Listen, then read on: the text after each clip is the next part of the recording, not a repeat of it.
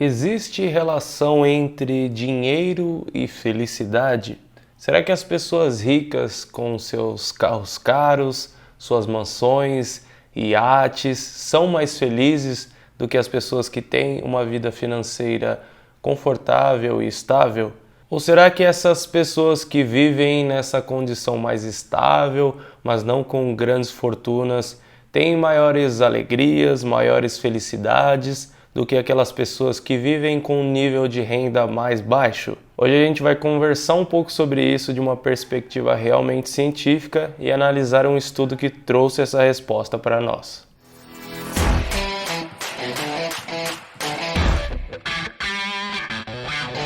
E pessoal, esse é um assunto muito interessante, até um pouco polêmico, mas muito importante da gente estudar um pouco, entender sobre isso para refletir dentro da nossa vida. E o estudo que eu estou utilizando aqui como base desse vídeo foi feito pelo professor psicólogo e economista Daniel Kahneman, que é um grande nome aí dentro da economia comportamental, que é uma ciência que estuda a relação do ser humano, a relação das pessoas com o dinheiro. Inclusive, esse professor é muito conhecido por ter ganho o prêmio Nobel, se não me engano, no ano de 2002. Então, as pesquisas dele são realmente muito importantes e é um nome bem forte dentro da academia científica. E antes de eu começar de fato aqui, é importante eu ressaltar duas coisas.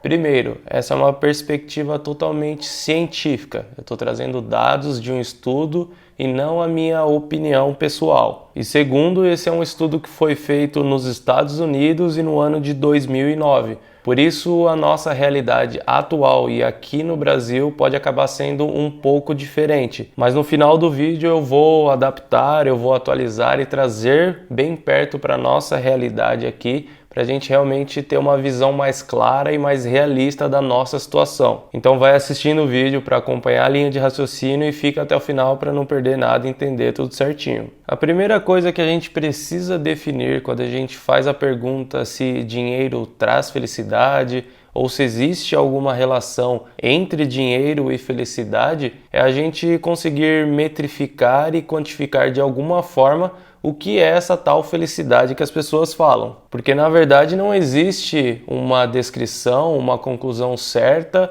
ou exata do que significa isso. Afinal, é algo até um pouco utópico essa felicidade plena que algumas pessoas descrevem. Nesse estudo, que eu vou deixar aí na tela para vocês, para quem quiser se aprofundar um pouco mais sobre o assunto, estudar mais, os pesquisadores usaram dois aspectos para avaliarem a felicidade das pessoas. O primeiro aspecto é o bem-estar emocional e o segundo, a avaliação de vida. E o que seriam essas duas maneiras de medir a felicidade das pessoas? O bem-estar emocional é um tipo de pesquisa que avalia alguns aspectos emocionais de uma pessoa, como por exemplo, alegria, ansiedade, estresse, afeição, tristeza, prazer, raiva e afeto.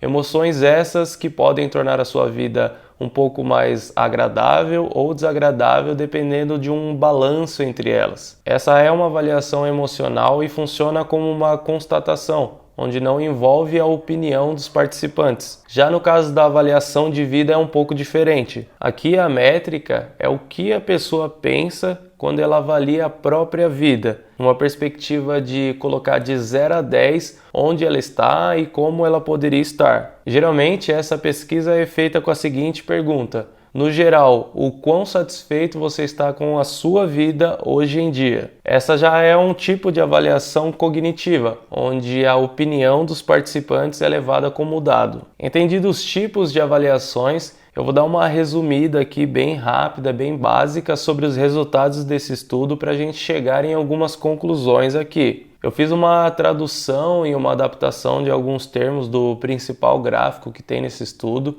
Coloquei ali algumas cores, uma legenda, para ficar de mais fácil entendimento para a gente. Mas os dados presentes ali dentro desse gráfico mesmo, esse que está editado que eu vou mostrar para vocês, eles estão 100% fiéis ao que você vai achar no artigo. Eu estou abrindo na tela aí para vocês o gráfico. E aqui, como a gente pode ver, em verde aqui existem 3 linhas, 3 avaliações referente ao bem-estar emocional. E na parte azul ali, que é apenas uma linha, a gente colocou a avaliação de vida. E já com um olhar aqui bem simples, a gente consegue enxergar que conforme vai ocorrendo um aumento de renda anual, proporcionalmente também vai acontecendo alguns aumentos no bem-estar emocional e na avaliação de vida dos participantes. Mas vocês podem observar também que parece que se alcança um patamar de benefícios, principalmente os de bem-estar emocional, ao atingir essa marca vermelha aí dos 75 mil dólares de renda anual. Nessas medidas de bem-estar emocional, dá para ver que as emoções positivas, na verdade, nós temos independente da nossa renda, né?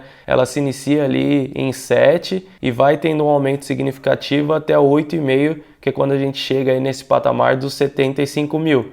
E vale lembrar que essa renda é anual e é referente a 2009 e está em dólar.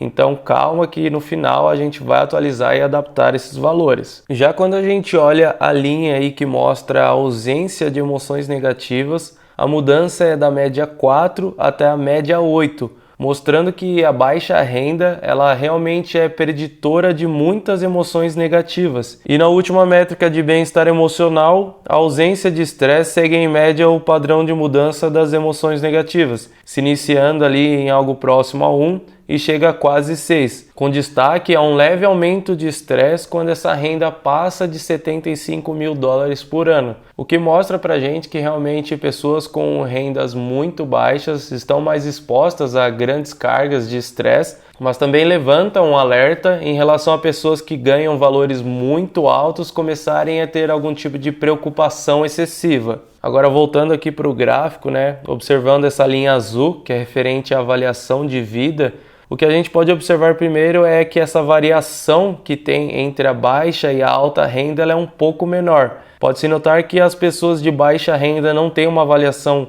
tão ruim assim das suas vidas, se iniciando ali em 5,7, algo próximo a 6, e que as pessoas consideradas com alta renda, inclusive acima de 160 mil dólares por ano, não avaliam suas vidas de maneira tão grandiosa assim, chegando no patamar máximo de uma avaliação de 7,5. A maior evolução na avaliação de vida fica nessa curva aí, né, entre os 18 mil anuais até algo próximo de 90 mil de ganhos. Ou seja, aparentemente nós nunca iremos avaliar a nossa vida como 100% satisfeitos, mas existe sim uma relação e um aumento dessa satisfação aos poucos, conforme vai aumentando nossa renda até chegar ali a um certo patamar. Um outro aspecto muito importante dentro desse estudo aqui que não está presente nesse gráfico que eu coloquei para vocês é que em situações adversas da vida, como problemas de saúde ou um divórcio, os efeitos emocionais negativos nessas situações foram muito mais agravados nos grupos de baixa renda,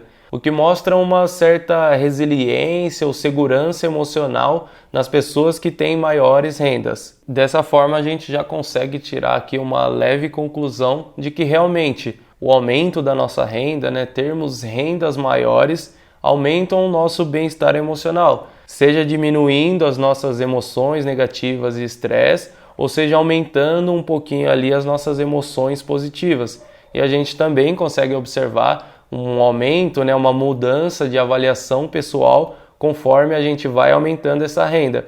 Porém, a gente também consegue enxergar que provavelmente a gente nunca vai estar 100% satisfeito com isso. Agora, eu vou tentar trazer da melhor forma possível esses resultados, esse estudo para os nossos dias atuais e para a nossa realidade brasileira. Enquanto eu vou pegando aqui os dados certinho, já se inscreve aí no canal que já deu para perceber que os conteúdos aqui são relevantes e sempre muito bem embasados. O primeiro ajuste que a gente precisa fazer nesses resultados aí, nesse estudo, é em relação ao valor atual desse dinheiro. Afinal, esse estudo foi feito em 2009 e o poder de compra desse valor já não é mais o mesmo. A inflação acumulada nos Estados Unidos de 2009 até hoje fica algo próximo aí de 40%, mas existem algumas ferramentas que simplificam esse cálculo para a gente, como essa do Clube dos Poupadores. E como vocês podem ver no print que eu estou deixando aí na tela, hoje em 2022, né, nesse caso atualizado até julho, os 75 mil dólares na realidade seriam 105 mil. Assim já temos a primeira adequação desses valores para a nossa realidade. E depois de entendido que essa renda atualizada hoje seriam 105 mil dólares, a gente precisa converter esse dinheiro para o nosso querido real. E alguns de vocês aí provavelmente já estão fazendo essa conversão de moeda, né? Vendo quanto que o dólar está valendo hoje, fazendo essa multiplicação.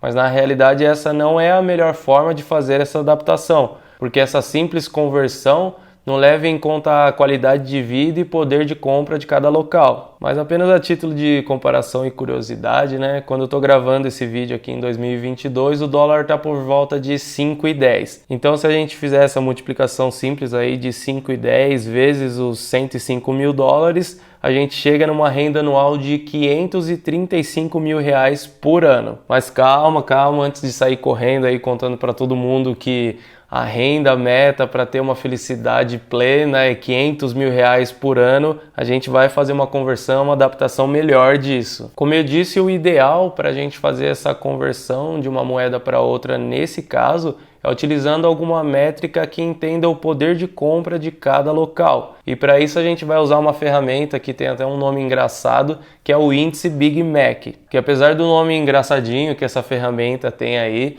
ela foi criada por uma revista britânica muito respeitada no meio econômico e ela é utilizada de forma séria para a gente entender a paridade do poder de compra entre moedas. Resumindo, para o que a gente precisa aqui, essa ferramenta vai fazer a gente entender o quanto a gente precisa ter em reais morando no Brasil para ter o mesmo poder de compra, a mesma vida do que aqueles 105 mil dólares para quem vive lá nos Estados Unidos, entendeu? Então, entrando aqui no site da revista The Economist, que é dona dessa ferramenta, eu vou colocar na tela para vocês, a gente consegue ver que hoje nos Estados Unidos um Big Mac custa cerca de 5 dólares e 15 cents e no Brasil o preço médio é de R$ 22,90, que traz aí essa divisão para a gente encontrar essa paridade de poder de compra de 4,45 para a conversão ideal. O que significa que, segundo a linha de pesquisa do Daniel Kahneman, a gente pode afirmar sim que o dinheiro